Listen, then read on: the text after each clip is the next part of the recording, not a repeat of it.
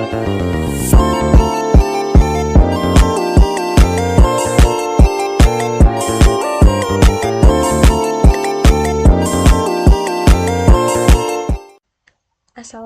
warahmatullahi wabarakatuh. Halo semuanya, perkenalkan nama saya Reza Dwi Putri dengan NIM 2101761. Tujuan utama saya membuat video ini adalah untuk memenuhi UAS tugas ethical hacking unit A2 dengan dosen pengampu yang terhormat Bapak Munirul Ula. Dalam proyek video ini, saya akan menunjukkan evaluasi keamanan terhadap jaringan dan aplikasi web subdomain dari Kemendikbud, yaitu Balai Bahasa Sulsel.kemendikbud.go.id. Video ini akan menampilkan langkah-langkah untuk mengidentifikasi kelemahan keamanan, melaporkan temuan, dan memberikan rekomendasi perbaikan secara ringkas dan padat. Tujuan proyek ini adalah untuk mengembangkan pemahaman praktis tentang teknik ethical hacking, meningkatkan keterampilan dalam mengidentifikasi dan mengeksploitasi kerentanan keamanan, memperoleh pengalaman dalam merancang dan menyampaikan laporan keamanan yang komprehensif. Selamat menonton! Nah, tahap pertama yang kita lakukan untuk menganalisis kerentanan terhadap website subdomain Balai Bahasa Sulsel.kemendikbud.go.id adalah pertama kali pengumpulan informasi dengan menggunakan SINT. SINT atau Open Source Intelligence adalah teknik pengumpulan informasi dari sumber-sumber yang tersedia secara publik. Teknik ini sering digunakan dalam evaluasi keamanan untuk mengidentifikasi informasi penting tentang target, seperti alamat IP, subdomain, dan informasi pendaftaran domain. Sumber-sumber OSINT meliputi internet, media sosial, basis data publik, dan mesin pencari. Untuk mendapatkan informasi DNS terkait subdomain Balai Bahasa Sulsel.kemendikbud.id, maka di sini saya akan menggunakan NSLookup. NSLookup adalah salah satu informasi dasar yang diperlukan dalam fase OSINT. Perintah ini memungkinkan kami untuk melakukan query DNS dan mendapatkan alamat IP yang terkait dengan nama domain tersebut. Dengan menjalankan perintah NSLookup, Balai Bahasa Sulsel.kemendikbud.go.id, kami mendapatkan informasi alamat IP yang dapat digunakan untuk analisis lebih lanjut dalam evaluasi keamanan. Terlihat, saat menjalankan perintah, saya menerima dua hasil yang berbeda, tergantung pada server DNS yang digunakan. Pertama, saat menggunakan server DNS dengan alamat 118.98.115.69, kami menemukan bahwa subdomain ini diarahkan ke alamat IP 118.98.221.14.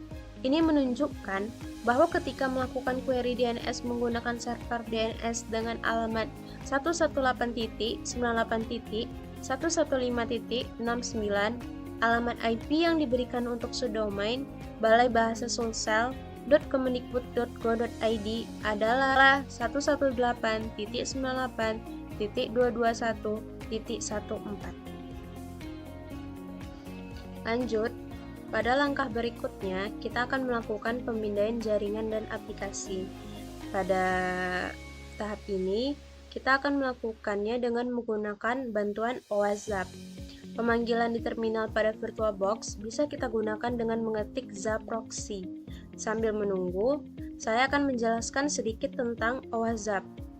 OWASP Z-Attack Proxy adalah alat pengujian penetrasi sumber terbuka yang digunakan untuk menemukan kerentanan keamanan dalam aplikasi web. Mulai OWASP dengan cara pertama kita bisa ketik di terminal dengan zaproxy. Jika belum diinstal, nanti akan tulisan apakah ingin diinstal, kita akan ketik yes. Maka setelah selesai diketik, kita akan dialihkan ke laman OWASP untuk pemindaian web ini pada quick start. Nah, terlihat pada quick start ini, di bagian URL to attack, masukkan URL target subdomain dari Kemendikbud, yaitu saya menggunakan Balai Bahasa Sulsel.kemendikbud.go.id. Lanjut, setelah itu kita klik attack. Dapat terlihat, ini akan terotomatis nge-scanning aplikasi web subdomain tersebut. Dalam hal ini, Fitur Spider digunakan untuk mengumpulkan semua halaman web yang terhubung dan mengidentifikasi URL yang tersedia. Tunggu hasil scan hingga 100%. Biasanya ini akan menunggu waktu sekitar 30 menit.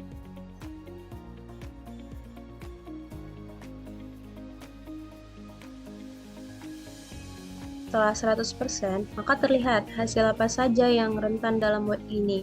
Di sini ada sebanyak 13 alert. Yang pertama, itu ada absence of anti-CSRF tokens, yaitu dan beresiko dalam level medium. Nah, maksudnya itu tidak adanya token anti-CSRF yang ditemukan dalam formulir pengiriman HTML. Nah, kita lanjut scroll ke bawah. Nah, di sini deskripsinya. Nah, di sini dijelaskan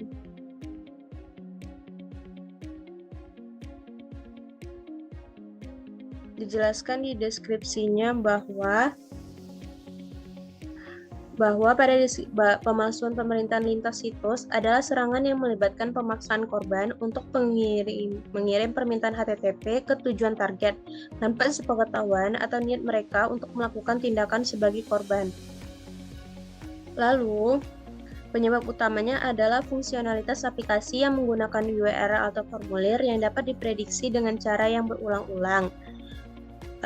Sifat dari serangan ini adalah CSRF mengeksploitasi kepercayaan yang dimiliki oleh sebuah situs web terhadap pengguna. Sebaliknya, skrip lintas situs XSS mengeksploitasi kepercayaan yang dimiliki pengguna terhadap situs web. Seperti XSS, serangan CSRF ini tidak selalu bersifat lintas situs, tetapi bisa saja pemalsuan permintaan lintas situs juga dikenal dengan CSRF.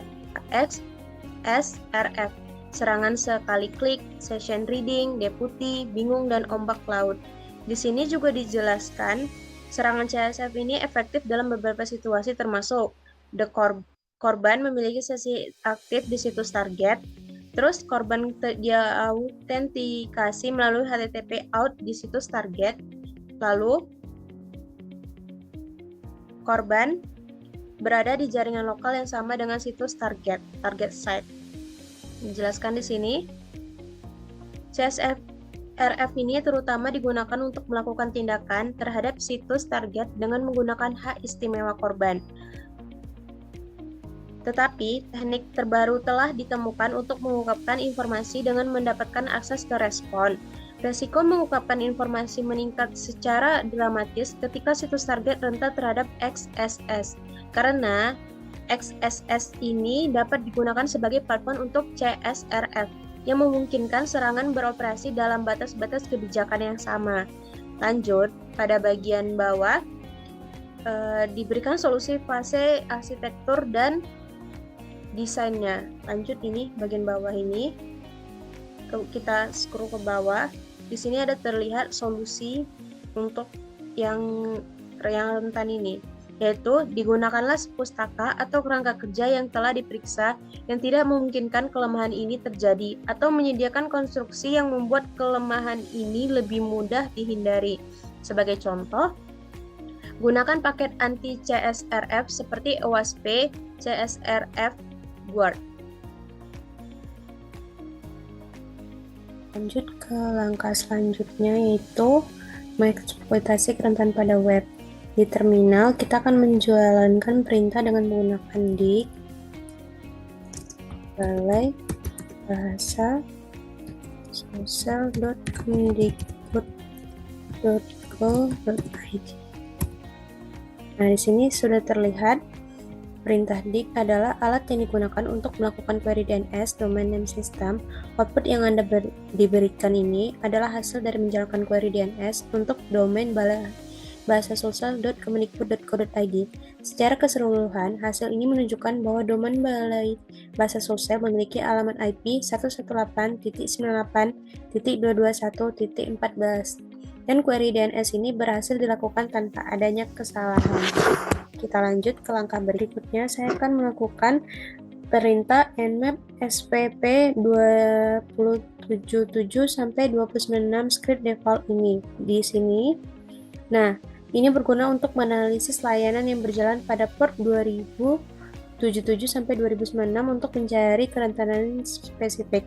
Hasil pemindaian Nmap ini menunjukkan bahwa semua port pada rentang ini dalam keadaan filtered. Ini berarti bahwa port-port tersebut difilter oleh firewall atau mekanisme keamanan lainnya dan tidak dapat diakses langsung untuk eksploitasi kerentanan. Nah, berikut langkah-langkah yang bisa diambil untuk melanjutkan pengujian keamanan pada target ini, yang kita dapat berfokus pada port terbuka seperti 21 FTP, 22 SSH, 53 DNS, 80 HTTP, dan 443 HTTPS. Jika kita mencurigai bahwa banyak port yang difilter, selalu gunakan opsi PN untuk memastikan bahwa pemindaian tetap berjalan tanpa terhalang filter. Ini membantu memberitahu Nmap untuk tidak melakukan ping probe dan langsung untuk mencoba pemindai probe yang ditentukan. Di sini saya memberi guna untuk anonymous login, memeriksa apakah server FTP ini mengizinkan login untuk anonim. Untuk sesi server, mengidentifikasi versi server FTP untuk mencari kerentanan yang diketahui. Di sini saya mengeksploitasi apakah server FTP ini mengizinkan login anonim. Nah, untuk port 21 TCP filtered, port 21 ini digunakan untuk FTP di filter. Ini berarti paket yang dikirim ke port tersebut diblokir oleh firewall atau mekanisme keamanan lainnya, sehingga tidak ada respon yang diterima dari port tersebut.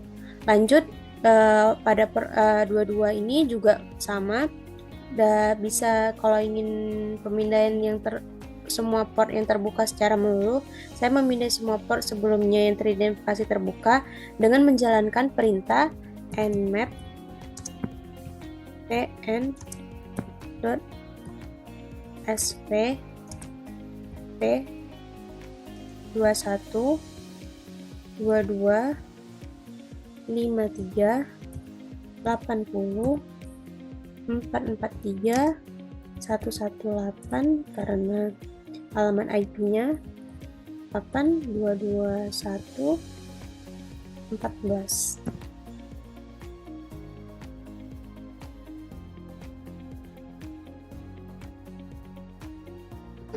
Nah, untuk port 22 SSH ini saya memeriksa apakah kerentanan port ini, periksa apakah akun default dapat diakses, identifikasi versi SSH untuk mencari kerentanan yang diketahui. Di sini saya mengeksploitasi mengecek algoritma dan metode autentikasi yang digunakan oleh server SSH. Port 53 digunakan DNS ini memeriksa apakah server DNS ini rentan terhadap poisoning.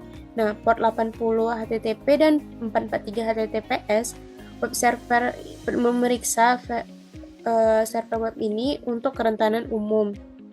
Nah, terlihat seperti hasil pemindaian Nmap semua port yang coba diakses 21, 22, 53, 80, 443 ditandai sebagai filter, yang berarti Nmap tidak dapat menentukan apakah port tersebut terbuka atau tertutup karena mungkin dihadang oleh firewall atau konfigurasi jaringan lainnya. Jika ingin mencoba melakukan penilaian keamanan terhadap host ini, hasil filteran mungkin menunjukkan bahwa host tersebut sengaja dilindungi atau tidak secara langsung dapat diakses dari luar jaringan.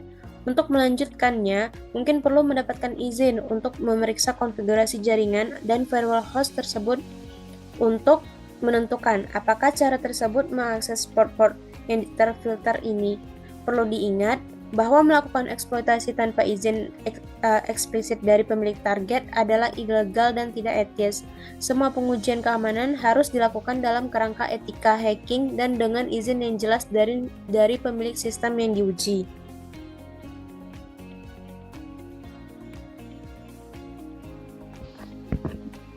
Demikian evaluasi keamanan terhadap subdomain balaibahasasosial.kemendikbud.go.id yang telah saya lakukan.